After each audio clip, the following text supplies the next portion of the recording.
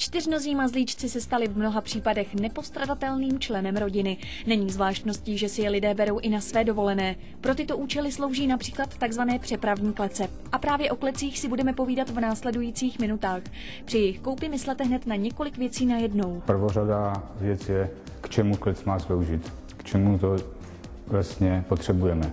Druhá věc je, jak má být veliká. To znamená, záleží na velikosti toho psa nebo ptáka, nebo jakoukoliv zvířete. No a potom musí se vám také líbit. Použití je velice rozmanité, nejen, že ji můžete použít jako kotec pro svého psa nebo jiné domácí zvíře, ale také vám zajistí jeho bezpečnou přepravu ve vašem voze. Už sama vyhláška nařizuje bezpečné umístění psa a to v podstatě nejde jinak, jak v této kleci. V případě havárie je to další ochranná vrstva pro to zvíře a ta deformace ty klece může zabránit zranění pejska. Každá klec, ve které má váš domácí mazlíček trávit nějaký čas, by měla splňovat určitá kritéria. Je důležité, aby byla bezpečná, to znamená, nedocházelo ke zranění, všechny ostré hrany musí být zabroušeny, ovládání musí být jednoduché, volné, tak, aby fungovala a na druhé straně, aby to zvíře si nějakým neopatrným pohybem tu klec neotevřelo.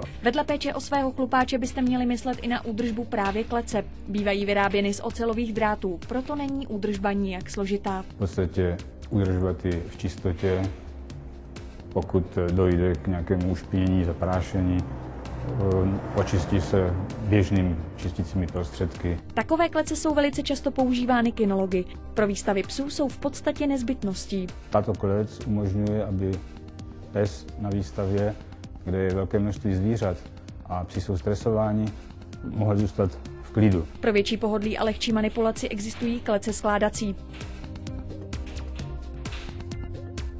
Pokud se rozhodnete kupovat klec pro své domácí zvíře, ať už opeřené nebo chlupaté, vsaďte raději na kvalitní a prověřené výrobce. Asijští výrobci samozřejmě se snaží proniknout na trh, ale samozřejmě to zpracování ještě naštěstí není takové, jako u těch dobrých evropských výrobců. A pokud někdo si zvolí klec od takového výrobce méně kvalitní, tak samozřejmě jsou problémy s trvanlivostí, jsou problémy s poruchou, úpravou, s bezpečností, protože není tak kvalitně opracována a opravena.